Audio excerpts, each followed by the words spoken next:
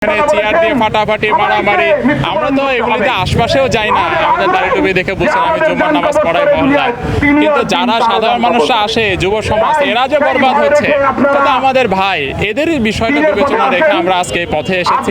এটা আপনাদের একটু বলতে আসছি। আমরা শুনি যে এটা নিয়ে অনেক লেনদেন হয়, অনেক অর্থের চালাচালি হয়, তো এই যেন সবার টনক নড়ে, সবাই যেন দেখে যায় এইরকম শত শত হাজার হাজার মানুষ এটার বিরোধী আছে।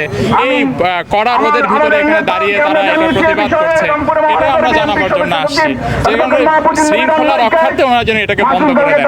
কত নিরীহ একটা শিরোনাম যে ক্ষুদ্র শিল্প কুঠির মেলা, কুঠির শিল্প, এটা তো জানে যে ক্ষুদ্র উদ্যোক্তা যারা আছে ওনারা আসে কিছু বিক্রি টিক্রি করেন। এটা আবার টিকিটের কি আছে? এটা আর্মির জায়গায় কেন ঢুকতে হবে? এ তো মাঠ আছে আমাদের, ফুটবল খেলার মাঠ, সেখানেই তো তারা করতে পারে। এটার জন্য এত প্রটোকল, এত বড় মানববন্ধন করতে হচ্ছে কেন?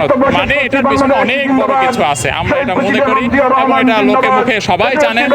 এবং আমরা যেখানে আসি নামাজন বলে যেও না, তার মানে কি যে আমাদের কি করবে তারা? দেখুন, আমরা চাই যে শান্তি শৃঙ্খলা এটা বুঝিয়ে থাকুক। এটার জন্য যে পদক্ষেপ নেওয়া দরকার সরকার প্রধান, আমরা চাই যে এটা একদম সর্বোচ্চ স্তর পর্যন্ত পৌঁছাক। আমরা চাই যে এখানে মেলা হোক, আমরা মেলার বিরুদ্ধে না, কিন্তু এই হাউজি নামে যে মেলার নাম দিবে এটার আমরা বিরুদ্ধে। আমরা এখানে আজকে মানববন্ধনের মাধ্যমে স্পষ্ট জানিয়ে দিচ্ছি, যত ধরনের প্রশাসন, আর্মি সহ যারা আছেন তারা এই বিষয়টা ভেবে দেখবেন। হাউজি সহ যে অনৈতিক কাজগুলো আছে এগুলো বাদ দিয়ে তারা যেন মেলার আয়োজন করে, আমরা স্বতঃস্ফূর্তভাবে সেই মেলায় অংশগ্রহণ করব। কিন্তু যদি তারা আমাদের মানববন্ধনের থেকে বার্তা তারা গ্রহণ না করে এবং এরপরেও দুঃসাহস দেখিয়ে তারা বিভিন্ন ধরনের অনৈতিক কাজে মেলা চালায়, তাহলে আমরা এটা প্রত্যেকটা এলাকা থেকে আমরা এটার প্রতিবাদ জারি রাখবো। সূক্ষ্ম একটা পরিকল্পনা করে প্রতি বছর জুয়ার আয়োজন করবে, এটা আমরা প্রথমে ভাবি নাই। যদি আমরা জানতাম যে এরকম কোনো ঘটনা ঘটবে তাহলে অবশ্যই আমরা এটাকে প্রতিহত করতাম।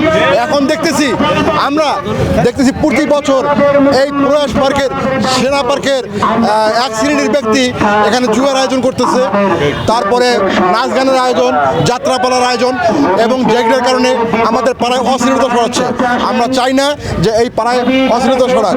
আর যখন এই অনুষ্ঠানটা হয় তখন এইখানকার যে অবস্থাটা হয়, আপনারা সাংবাদিকরা যারা আছেন তাদেরকে ধন্যবাদ, যারা আপনারা এখানে আসছেন মিডিয়ারা, আপনাদেরকে ধন্যবাদ যে এই আপনাদের মিডিয়ার মাধ্যমে দেশবাসী জানুক যে রংপুর সিটি কর্পোরেশন 16 নম্বর ওয়ার্ডের পার্বতীপুর এলাকা বা সতর্জিপাড়া এলাকায় কী একটা অবস্থা চলতেছে, জুয়ার নামে এবং লটারির নামে কী একটা ঘটনা চলতেছে।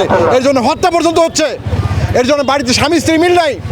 রংপুর হচ্ছে একটা অভাবী এলাকা, এই অভাবী এলাকায় এখানে জুয়ার একটা আয়োজন করে মানুষকে লোভ দেখিয়ে বিভিন্ন টাকা পয়সা হাতিয়ে নিয়ে এইভাবে মানুষকে নিঃস্ব করার কোনো আমরা করতে দেবো না।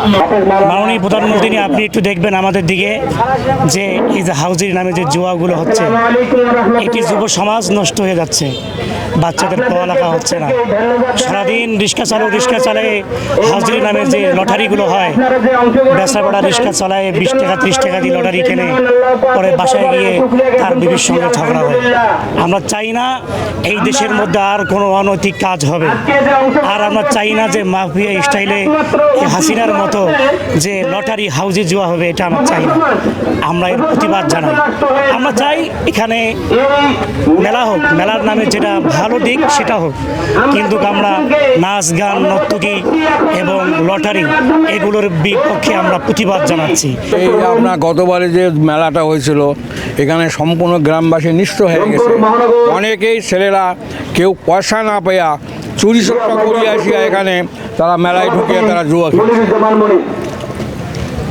বাড়িতে খাবার নাই, সবার সে খাবার না নিয়ে সে খাবারের টাকা দিয়ে তারা এখানে জুয়া খেলছে। অতএব আমরা এই মানববন্ধন করার উদ্দেশ্য আমাদের, যাতে ওরা মেলা করবে কিন্তু আমাদের তাতে কোনো রকম ক্ষতি নাই। মেলা যেন অশ্লীল কোনো কার্যক্রম না হয়। বৈধ খেলা, ওখানে তো বিভিন্ন রকমের উশৃঙ্খলা হয় এলাকার পরিবেশ। আমাদের তো এই প্রতিবাদ এই কারণে বিভিন্ন রকমের, শুধু মারামারি না, গত বছর মারামারি হয়েছে, বিভিন্ন রকমের আরও অনেক অশালীল কার্যক্রম শুরু হয়েছিল। শেষে এলাকার লোকজন অনেক চেষ্টা করছে, অনেক আবেদন নিবেদনের পরে ওটা বন্ধ হয়েছে। এবারও আমরা দেখতেছি ওই অবকাঠামো বানা হইতেছে, হাউজিং ঘর অলরেডি তৈরি করা হয়েছে। তারপরে এদিকে কি বলে লটারির প্রস্তুতি নেওয়া হইতেছে। এগুলো সমাজ থেকে বাচ্চা মানুষ স্কুলে আসতেছে না, আমার পাশের বাচ্চা। আমি বললাম কি জন্য যাও না, বলে বাবা এখন টিফিনের টাকা দেয় না, ওই টাকা দিয়ে লটারি কিনে।